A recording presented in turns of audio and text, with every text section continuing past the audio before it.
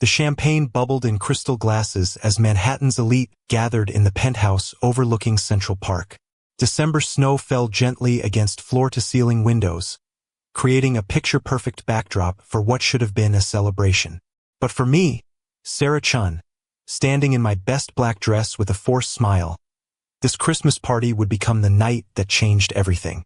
I had no idea that my boss's cruel words would spark a chain of events that would turn his world completely upside down. I'd worked at Henderson & Associates for 3 years, climbing from junior analyst to senior project manager through sheer determination and countless 60-hour weeks. My colleagues respected me, clients requested me specifically, and I'd single-handedly saved 2 major accounts from walking away. Yet here I was, watching younger men with half my experience get promoted while I remained stuck in the same position, despite my MBA from Columbia and my track record of success. Please subscribe to our channel to help us bring more real stories like this one, and comment below to let us know where you're watching from. Your support means everything to us as we share these incredible true experiences. The party was in full swing when Marcus Henderson, our 50-something CEO with his perfectly styled silver hair and expensive suit, approached the makeshift podium near the massive Christmas tree. The room fell silent as he tapped his champagne flute with a sterling silver knife, the crystal chime cutting through the gentle jazz music floating from hidden speakers. His wife Victoria sat at a corner table, scrolling through her phone with the bored expression of someone who'd attended 1,000 similar events. "Ladies and gentlemen," Marcus began, his voice carrying that practiced confidence of a man who'd never been told no. "Another successful year at Henderson & Associates. We've exceeded our targets, expanded our client base, and most importantly, we've promoted the right people to leadership positions." His eyes swept across the room, pausing briefly on me with what I could only describe as dismissive satisfaction. The announcement of promotions began, and I felt my heart sink with each name called. David Martinez, who joined the company just 18 months ago, was promoted to senior director. Jennifer Walsh, who'd been with us for barely 2 years, became vice president of client relations. When Marcus reached the end of his list without mentioning my name, the disappointment hit like a physical blow to my chest. After the applause died down, I found myself standing near the bar, nursing a glass of wine and trying to process what had just happened. That's when Marcus approached, his face flushed from champagne and success. He leaned against the bar with the casual arrogance that had made him millions in the consulting world. "Sarah," he said, his voice dripping with condescension, "I saw your face during the announcements. Let me be clear about something." He moved closer, close enough that I could smell his expensive cologne mixed with alcohol. "We don't promote babysitters here. Leadership requires a certain commitment that, frankly, women with children just can't provide." The words hit me like a slap. I stared at him, speechless, as he continued with a smirk that revealed his true character. "You're good at what you do, don't get me wrong. But when clients need someone at 3 a.m., or when we need someone to travel at a moment's notice, we need people without domestic distractions." My 8-year-old daughter Emma flashed through my mind. The countless school events I'd missed, the bedtime stories cut short by conference calls, the weekends spent at the office while she stayed with my mother. All of it apparently meant nothing because I was a mother first and a professional second in his eyes. "I've never let my personal life interfere with my work," I managed to say, my voice steady despite the rage building inside me. "My performance metrics speak for themselves." Marcus laughed, a sound devoid of any warmth. "Performance metrics don't mean much when you're leaving at 6 to pick up kids from daycare. Leadership means sacrifice, Sarah. Some people are willing to make it, others aren't." He straightened his tie and prepared to walk away. "Maybe consider a different career path. Something more flexible." As he walked away, joining his wife Victoria at their table, I stood frozen by the bar, processing what had just happened. 3 years of dedication, of proving myself over and over again, dismissed because I was a mother. The unfairness of it burned in my chest, mixing with humiliation and a growing determination that surprised me with its intensity. I spent the rest of the evening observing, really observing, for the first time. Victoria Henderson sat alone at their table, occasionally glancing at her husband as he networked and laughed with clients and employees. She looked tired, worn down in a way that expensive makeup and designer clothing couldn't hide. When she stepped out onto the balcony for air, I followed, driven by an instinct I couldn't quite explain. The December wind was bitter, cutting through our party attire as we stood side by side overlooking the glittering city below. Victoria acknowledged my presence with a weary smile, wrapping her cashmere shawl tighter around her shoulders. "Beautiful view," I said, breaking the silence. "It should be," she replied, her voice carrying a sadness that surprised me. "Marcus spent enough on this place." She paused, studying me. "You're Sarah Chen, right? The project manager everyone talks about." I nodded, unsure where this conversation was heading. Victoria took a sip of her champagne and gazed out at the city lights twinkling like stars against the dark sky. "I used to run my own business, interior design. Had clients all over the city, a team of 12 people, and a waiting list 6 months long." "What happened?" I asked, genuinely curious. "Marcus happened," she said with a bitter laugh. "After we got married, he convinced me that it would be better for our family image if I stepped back, focus on being a proper corporate wife, hosting parties, managing our social calendar. I sold the business to my partner for a fraction of what it was worth." The wind picked up, sending snow swirling around us like confetti at a funeral. Victoria's story hit me with unexpected force. Another woman whose professional ambitions had been sacrificed on the altar of someone else's vision of what she should be. "Do you ever regret it?" I asked quietly. She looked at me with eyes that held decades of suppressed resentment. "Every single day. But what's done is done, right?" She finished her champagne and headed back inside, leaving me alone with the cold wind and my churning thoughts. The drive home through Manhattan's snow-covered streets gave me time to think. Emma was spending the weekend with my mother in Queens, which meant I had time to process what had happened and what I was going to do about it. The apartment felt too quiet, too empty, so I poured myself a glass of wine and sat at my kitchen table with my laptop. I'd always been good with numbers, with analyzing businesses and finding opportunities. This is what made me valuable at Henderson and Associates. Now, I turned those skills toward a different target. I spent hours researching Marcus Henderson's business empire, his investments, his wife's former company, and most importantly, the interior design firm Victoria had sold years ago. What I discovered was fascinating. Victoria's former company, now called Metropolitan Design Solutions, was struggling. The partner she'd sold to, Eleanor Whitman, was in her 70s and looking to retire. The business that had once been thriving was now hemorrhaging clients and money, a shadow of its former glory under Victoria's leadership. By sunrise, I had a plan. It was risky, potentially career-ending if it failed, but the fire in my chest hadn't dimmed since Marcus's cruel words at the party. If he wanted to treat me like I was expendable, then maybe it was time to show him exactly how much he'd underestimated me. Monday morning arrived gray and cold, typical January weather in New York City. I walked into the Henderson and Associates office with my head held high, carrying myself with the same professionalism I'd maintained for 3 years. The familiar buzz of activity surrounded me. Phones ringing, keyboards clicking, the eternal dance of corporate productivity. Marcus was in his glass-walled office, visible to the entire floor like a king surveying his domain. I knocked on his door and entered when he waved me in, not bothering to look up from his computer screen.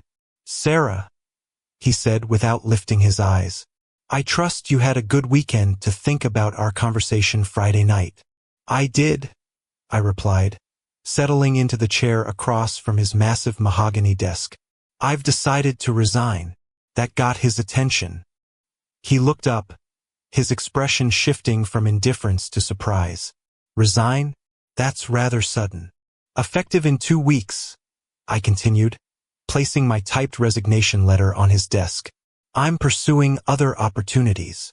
Marcus leaned back in his leather chair, a slight smirk playing at the corners of his mouth. "I see. Well, I can't say I'm surprised. As I mentioned, some people just don't have what it takes for the long haul." He picked up my resignation letter, scanning it quickly. We'll need you to transition your projects to David Martinez. He'll be taking over your accounts. David Martinez, the golden boy who'd been promoted over me despite having half my experience and none of my client relationships. I nodded pleasantly, as if the irony wasn't burning a hole through my professional composure. Of course, I said. I'll make sure everything is properly documented and transferred.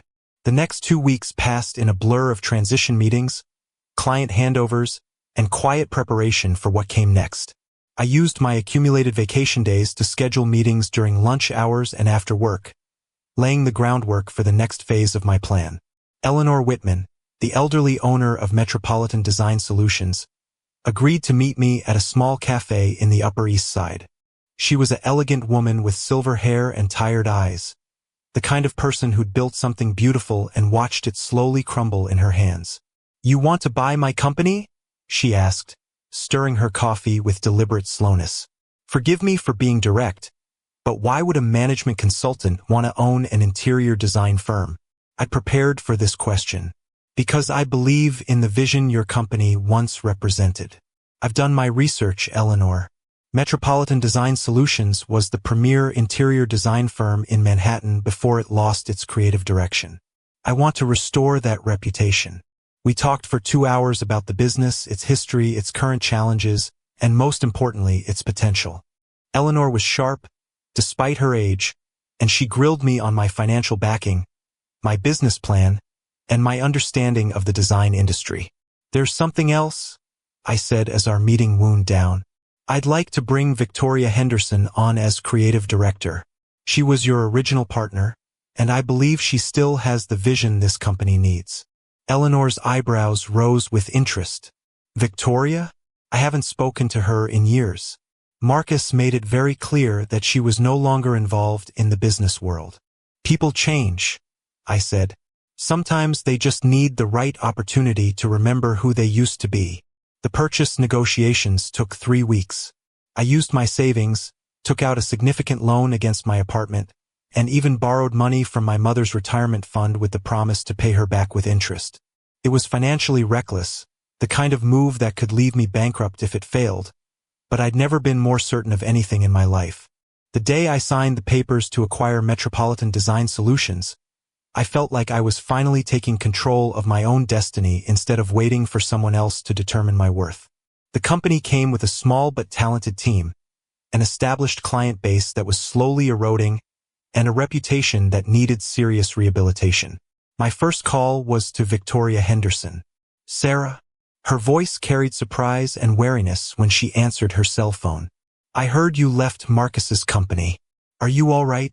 "I'm more than all right," I said, standing in my new office overlooking Madison Avenue. "I have a proposition for you. What would you say to getting back into interior design?" The silence on the other end stretched long enough that I wondered if she'd hung up. When she finally spoke, her voice was barely above a whisper. "What do you mean?" "I mean, I just bought Metropolitan Design Solutions, and I want you to be my creative director.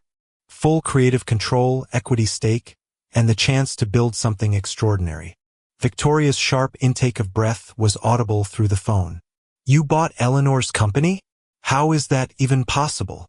"It's possible when you stop waiting for permission and start taking action," I said, surprising myself with the confidence in my voice.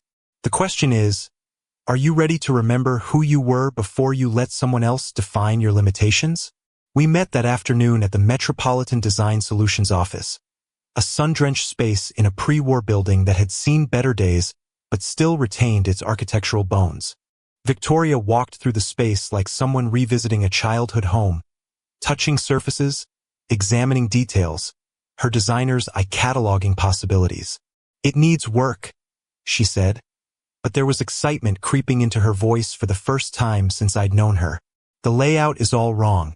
The lighting is terrible. And someone made some questionable choices with that carpet. Can you fix it?" I asked. She turned to me with a smile that transformed her entire face. "I can make it spectacular." The next 6 months were a whirlwind of 18-hour days, creative brainstorming sessions that lasted until dawn, and the kind of collaborative energy I'd never experienced in the corporate consulting world. Victoria threw herself into the work with a passion that had been dormant for years, and watching her transform from Marcus's decorative wife into the creative powerhouse she'd always been was like watching someone come back to life.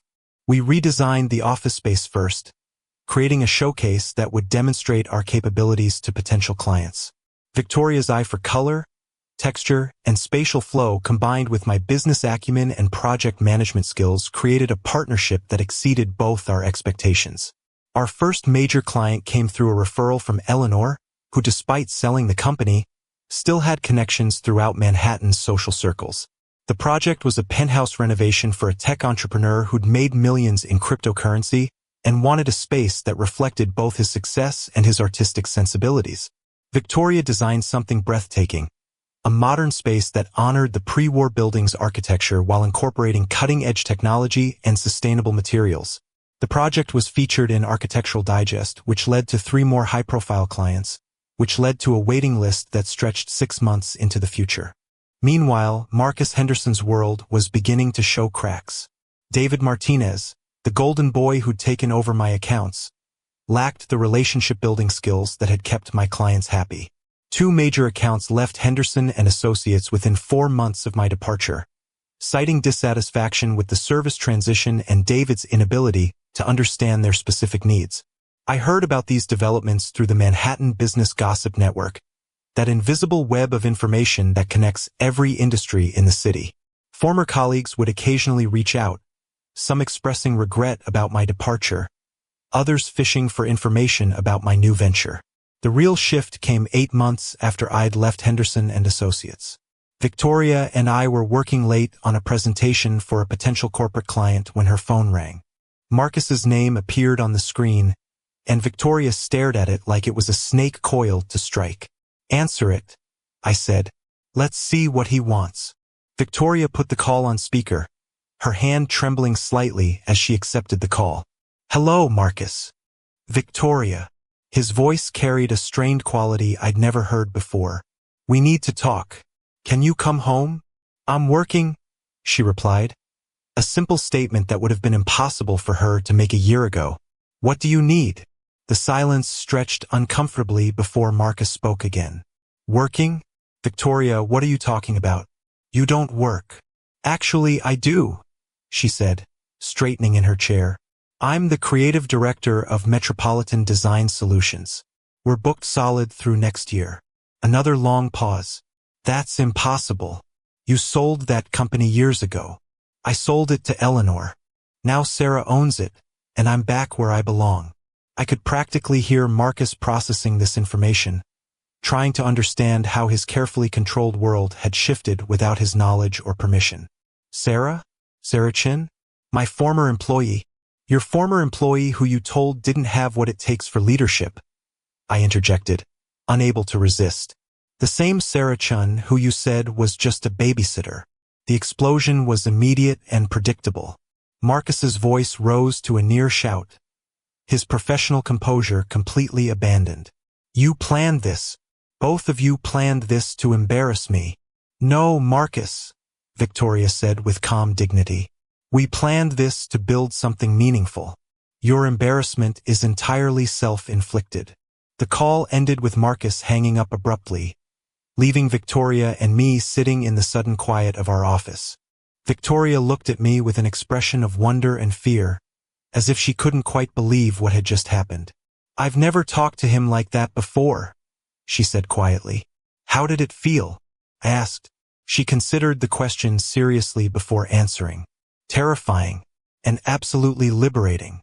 The war, though we didn't think of it that way at the time, began in earnest after that phone call." Marcus, accustomed to controlling every aspect of his life, couldn't tolerate the idea that 2 women he'd dismissed had built something successful without his approval or involvement. He started with subtle interference, using his connections to spread rumors about Metropolitan Design Solutions' financial stability and our ability to complete projects on time.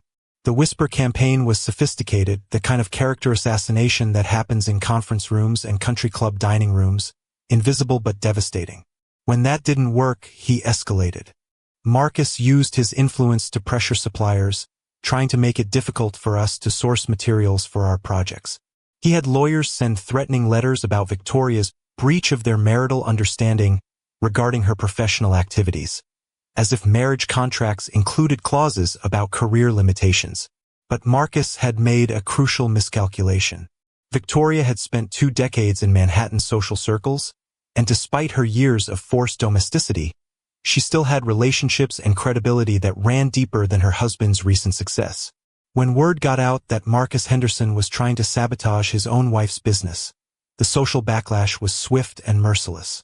Manhattan's elite circles might tolerate a lot of questionable behavior, but attacking one's spouse professionally crossed a line that even Marcus's wealth couldn't excuse.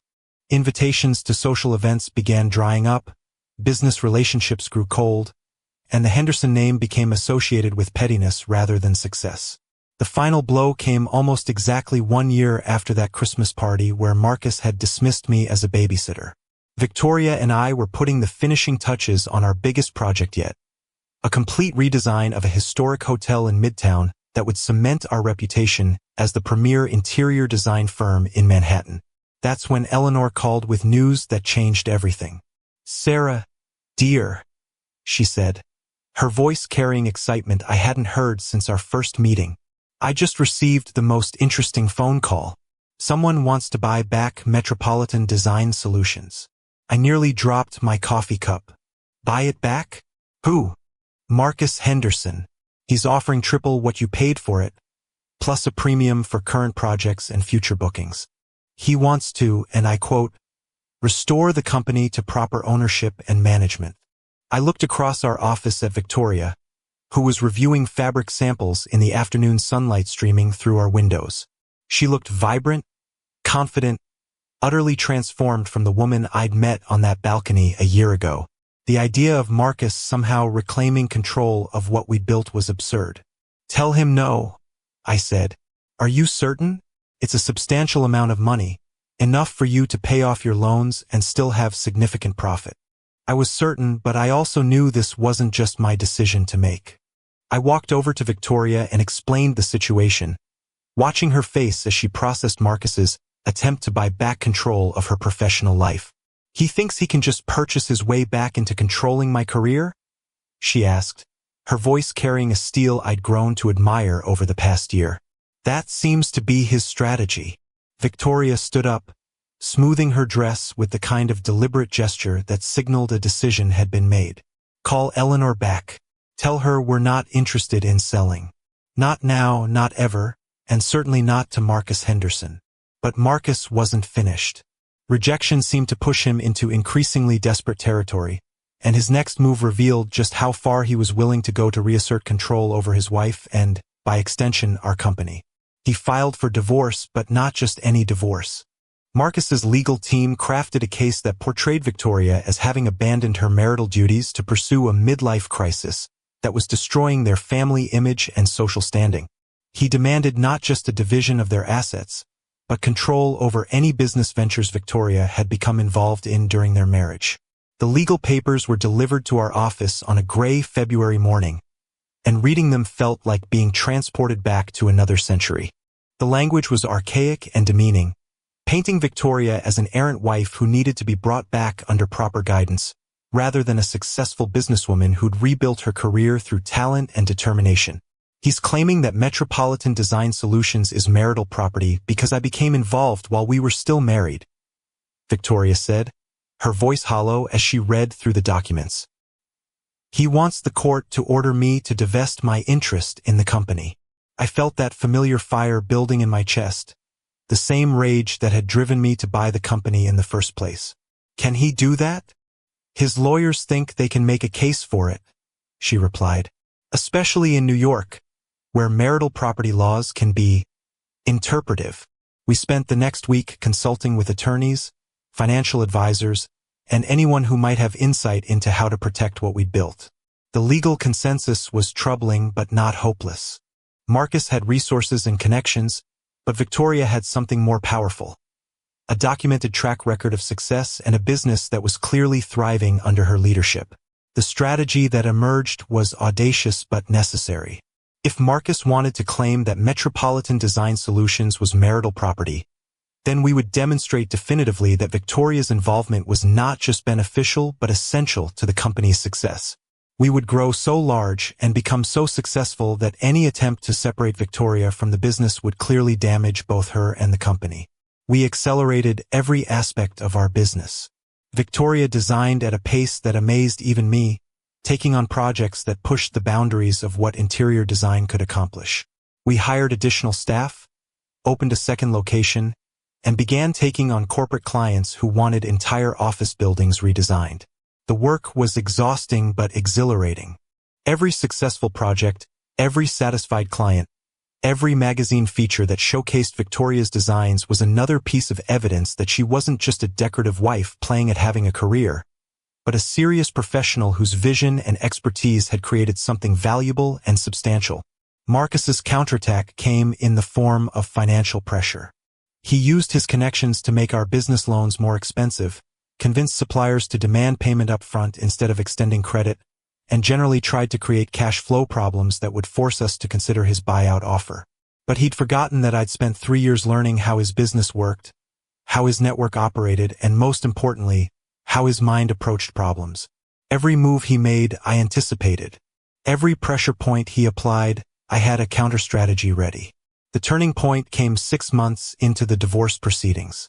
Victoria and I were working on a presentation for a major hotel chain that wanted to redesign properties across 5 states when my phone rang. The caller ID showed a number I didn't recognize, but the voice was familiar. "Sarah? This is David Martinez, from Henderson and Associates." I put the call on speaker so Victoria could hear. David sounded stressed, tired in a way that spoke to months of struggle rather than simple overwork. "David," I said neutrally, "how can I help you? I need to ask you something, and I hope you'll be honest with me. The Meridian account, the one I took over when you left. They're threatening to terminate their contract, and they specifically asked if there was any way to get you back on the project." Meridian Industries had been one of my favorite clients, a mid-sized manufacturing company that needed strategic consulting to navigate changing markets. I'd worked with their CEO, Patricia Williams, for 2 years and had developed a relationship built on trust and results. "I'm not in the consulting business anymore, David," I replied. "I own an interior design firm."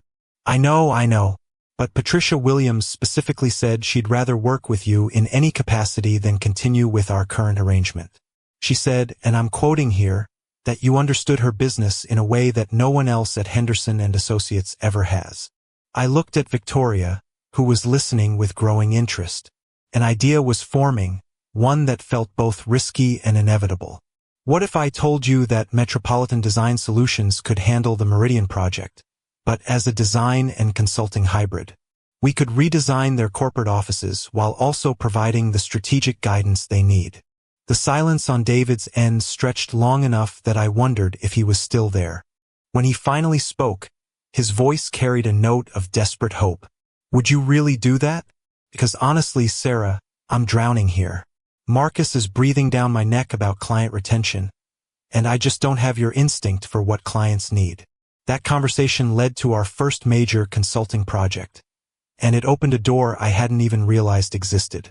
Corporate clients who needed both strategic guidance and physical space redesigns were thrilled to work with a firm that could handle both aspects of their transformation. Victoria embraced the expanded scope with enthusiasm, learning business strategy concepts with the same intensity she'd once applied to color theory and spatial design. Our team grew to include management consultants alongside interior designers, creating a hybrid firm that offered services no one else in the market could match. Meanwhile, Marcus's legal case was falling apart. His attorneys had built their argument on the assumption that Victoria was a decorative partner in a small business, not a driving force behind a rapidly expanding company that was generating millions in revenue and employing dozens of people. The divorce proceedings reached their climax on a spring morning that felt like a rebirth after the long winter of legal battles.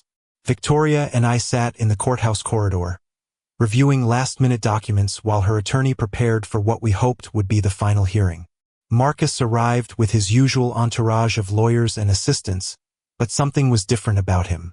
The confident swagger that had defined his personality for as long as I'd known him seemed diminished, replaced by the brittle intensity of someone fighting a losing battle. The hearing itself was anticlimactic. Victoria's attorney presented evidence of Metropolitan Design Solutions' growth, profitability, and Victoria's central role in its success. Marcus's legal team tried to argue that the business was still fundamentally dependent on the Henderson family name and resources, but the facts spoke for themselves. Judge Maria Santos, a sharp-eyed woman in her 50s, listened to both sides with the patience of someone who'd heard similar arguments countless times before. When she rendered her decision, her voice carried the authority of someone who'd seen through Marcus's legal maneuvering to the truth underneath. "Mrs. Henderson," she said, looking directly at Victoria, "has demonstrated through both testimony and documentary evidence that her role in Metropolitan Design Solutions is not decorative or dependent, but central and essential. The business exists and thrives because of her professional expertise, not despite her involvement." She paused, consulting her notes before continuing. "Furthermore, Mr. Henderson's attempt to claim ownership or control over a business he neither founded nor contributed to represents an outdated understanding of marital property rights and professional autonomy. The divorce is granted, with Mrs. Henderson retaining full ownership of her business interests and professional activities." Victoria's hand found mine as the judge's words sank in, and I felt the tremor of relief and triumph that ran through her. Marcus sat rigidly at his table, his face a mask of controlled fury, as his expensive legal strategy crumbled around him. The aftermath of the divorce brought changes neither of us had fully anticipated. Victoria, now legally free from Marcus's attempts to control her professional life, threw herself into expanding Metropolitan Design Solutions with an energy that amazed everyone around her. She seemed to shed years of suppressed creativity, producing designs that were more innovative and daring than anything she'd created before. Our client list grew to include Fortune 500 companies, international hotel chains, and high-profile residential projects that regularly appeared in design magazines. The waiting list for our services stretched over a year, and we were turning down projects that would have seemed impossible when I first bought the company. Marcus's business, meanwhile, was struggling with the loss of key clients and the ongoing exodus of talented employees who were tired of his increasingly erratic management style. The whisper network that had once spread rumors about our stability was now focused on Henderson and Associates' internal problems and client dissatisfaction. The final chapter of our story began almost 2 years to the day after that Christmas party where Marcus had called me a babysitter. Victoria and I were celebrating the successful completion of our largest project yet, the complete renovation of a landmark hotel that had been featured on the covers of 3 major design magazines, when my phone rang with an unexpected call. "Sarah, this is Patricia Williams from Meridian Industries. I hope you have a few minutes to talk." Patricia had become not just a client but a friend during our expanded consulting relationship. Her company had grown significantly since we'd begun working together, combining strategic guidance with workspace redesign that had transformed their corporate culture. "Of course, Patricia. What can I do for you? I'm calling with an opportunity that might interest you. Henderson and Associates is for sale. Marcus is looking to liquidate his assets as part of his divorce settlement, and he's asked me to put out feelers to see if anyone might be interested in acquiring the firm." I nearly dropped my phone. The irony was so perfect it felt like fiction rather than real life. Marcus Henderson, who had dismissed me as inadequate for leadership, was now essentially asking if I wanted to buy his company. "He asked you to approach me?" I asked, trying to process the implications. "Not specifically you," Patricia clarified. "He asked me to reach out to anyone who might have the resources and expertise to take over his client relationships and continue the business. Your name was at the top of my list because I've seen what you and Victoria have built together." I looked across our office at Victoria, who was reviewing portfolio images for a presentation to a potential international client. The woman who had once been dismissed as Marcus's decorative wife was now one of the most sought-after designers in Manhattan, leading a company that had become a model for innovative business practices. "What kind of timeline is Marcus working with?" I asked. "He needs to move quickly. The divorce settlement requires him to liquidate certain assets within 6 months, and Henderson and Associates is his largest holding after his real estate." That evening, Victoria and I sat in our favorite restaurant, a small Italian place in the village where we'd celebrated many of our business milestones, discussing whether we wanted to acquire the company that had once employed and dismissed us both. "It feels like poetic justice," Victoria said, twirling pasta around her fork with the same precision she applied to everything in her life. "Marcus spent so much time trying to control and diminish us, and now he needs us to save his legacy. The question is whether we want his legacy," I replied. "Metropolitan Design Solutions has its own identity now.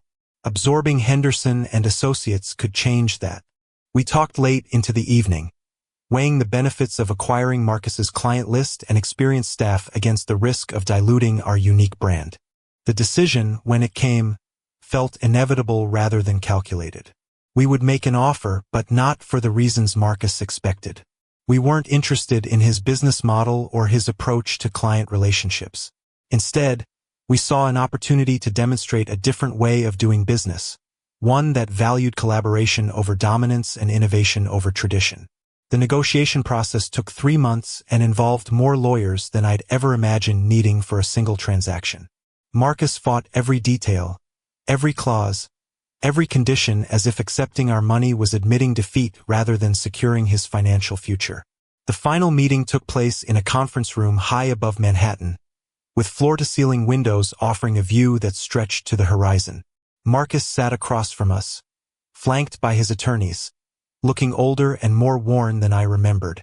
The confident man who had dismissed my potential 2 years earlier seemed diminished, beaten down by legal battles and business failures. "Before we sign these documents," I said, looking directly at Marcus, "I want to be clear about our intentions.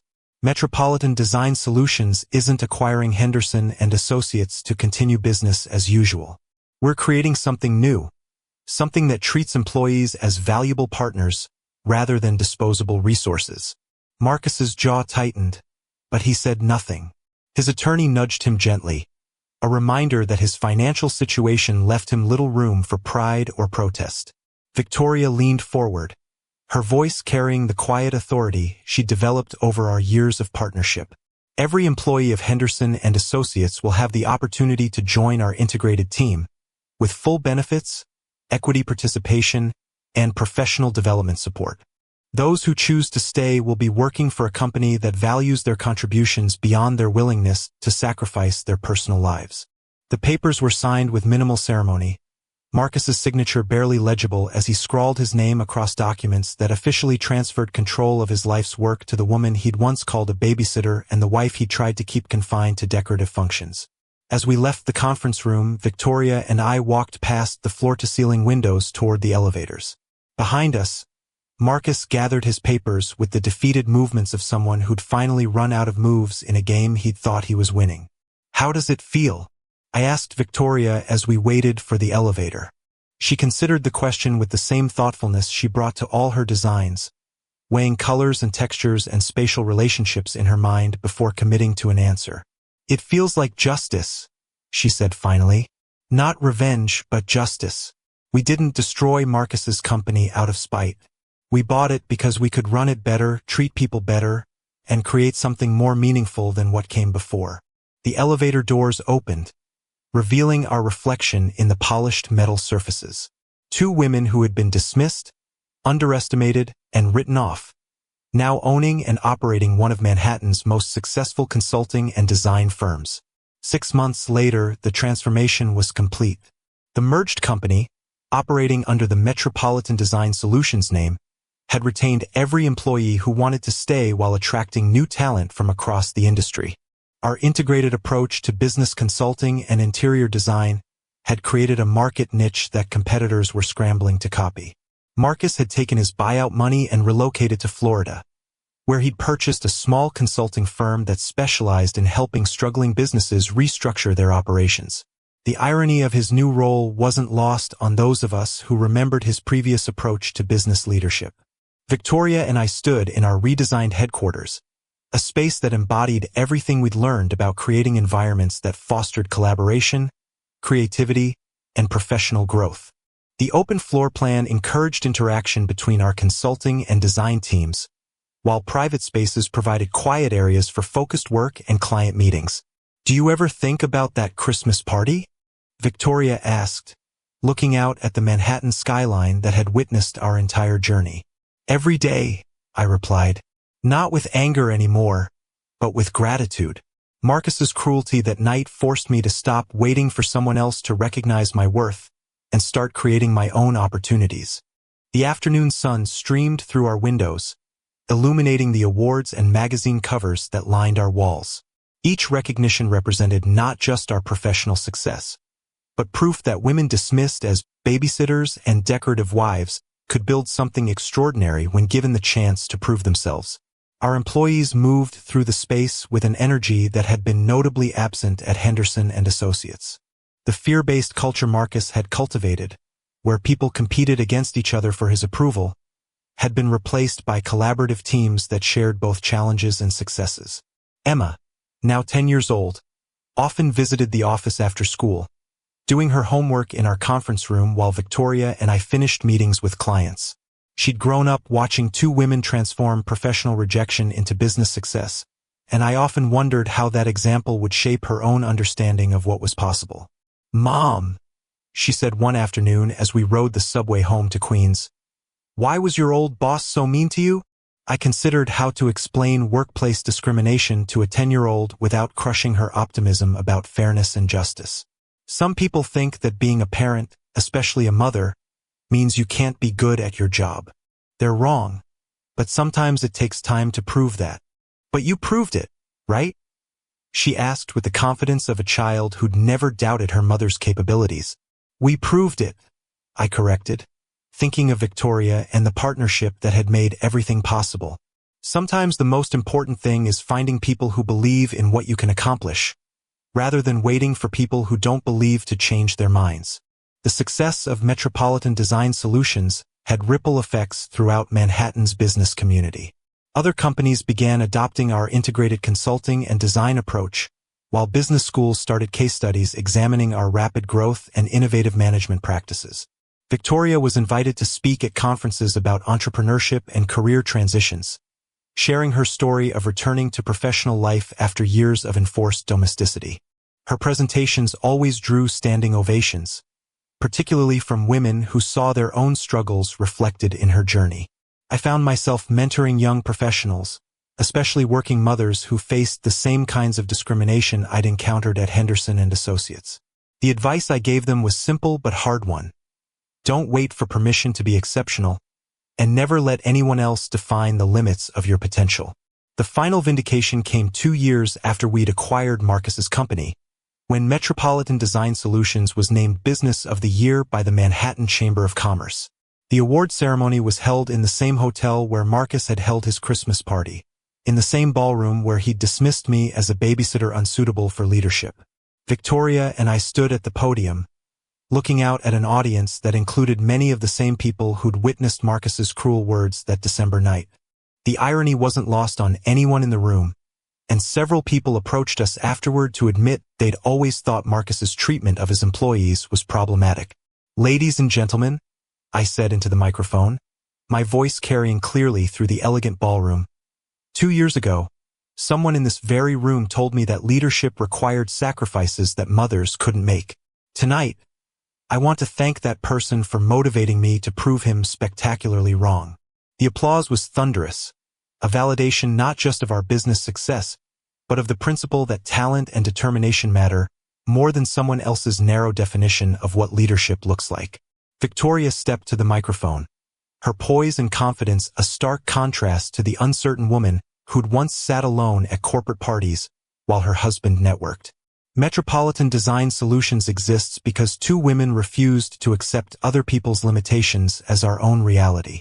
We built this company not for revenge, but to demonstrate that there's always another way forward when someone tells you that you don't belong. As we left the hotel that night, walking through the same lobby where I'd once felt so small and dismissed, I reflected on the journey that had brought us from that moment of humiliation to this triumph. The city lights sparkled around us like stars, and the December air carried the promise of snow, just as it had on that night when everything changed. Marcus Henderson had intended to put me in my place with his casual cruelty, to remind me that I was dispensable and replaceable. Instead, He'd given me the greatest gift possible. The motivation to stop seeking validation from people who would never see my worth and start building something that proved it beyond any doubt. Victoria linked her arm through mine as we walked toward the subway. Two women who'd turned rejection into opportunity and dismissal into determination. Behind us, the hotel glowed against the Manhattan skyline, a reminder that sometimes the most beautiful transformations begin with the darkest moments. The story could have ended with bitterness and revenge, but instead it became something more powerful. Proof that when someone tries to diminish your potential, the best response isn't anger but action. Marcus had called me a babysitter, as if caring for a child somehow disqualified me from business leadership. In the end, I'd shown him and everyone else that the qualities that make someone a good parent, patience, multitasking, long-term thinking, and unwavering commitment, are exactly the qualities that make someone an exceptional leader. 3 years later, Metropolitan Design Solutions employed over 200 people across offices in New York, Los Angeles, and London. Victoria had been featured on the cover of Architectural Digest as one of the most influential designers of her generation, while I'd been named to Fortune's list of emerging business leaders under 40. Emma, now 13 and showing signs of her own entrepreneurial spirit, had started a small business making custom jewelry for her classmates. When I asked her what inspired her interest in business, she said simply, "I watched you and Aunt Victoria build something amazing from nothing. I want to see what I can build too." That evening, as I tucked her into bed in our new apartment overlooking Central Park, an upgrade made possible by our company's success, she asked me a question that stopped me in my tracks. "Mom, do you think Mr. Henderson ever realized he was wrong about you?" I thought about Marcus, now running his small Florida consulting firm, probably still convinced that his approach to business and life was fundamentally correct. Some people, I'd learned, are so invested in their worldview that they can't acknowledge evidence that contradicts it, even when that evidence is overwhelming and undeniable. "I don't know if he realized he was wrong," I told Emma. "But it doesn't matter anymore. What matters is that we know who we are and what we're capable of, regardless of what anyone else thinks." As I turned off her bedroom light and walked back to my own room, I felt the deep satisfaction that comes from building something meaningful rather than simply proving a point. Metropolitan Design Solutions had become more than a successful business. It was proof that when you refuse to accept someone else's limited vision of your potential, extraordinary things become possible. The Christmas party where Marcus Henderson dismissed me as a babysitter had been intended as the end of my story, a definitive statement about my place in his world. Instead, it became the beginning of something he never could have imagined. A story where the woman he'd underestimated didn't just succeed despite his cruelty, but used it as fuel to build something better than anything he'd ever created. In the end, that's the most complete victory of all. Not just proving someone wrong, but transforming their attempt to diminish you into the foundation for something they could never have envisioned. Marcus had tried to write me out of the story of professional success. Instead, I'd written myself into a story so much bigger and more meaningful than the one he'd tried to confine me to that his original narrative seemed small and irrelevant by comparison. The view from my bedroom window showed the lights of Manhattan stretching to the horizon, each one representing someone's dreams, ambitions, and determination to build something meaningful. Among those lights were the offices of Metropolitan Design Solutions, where tomorrow Victoria and I would continue building the company that proved sometimes the best revenge is refusing to be defined by someone else's limitations and instead writing your own story of what's possible.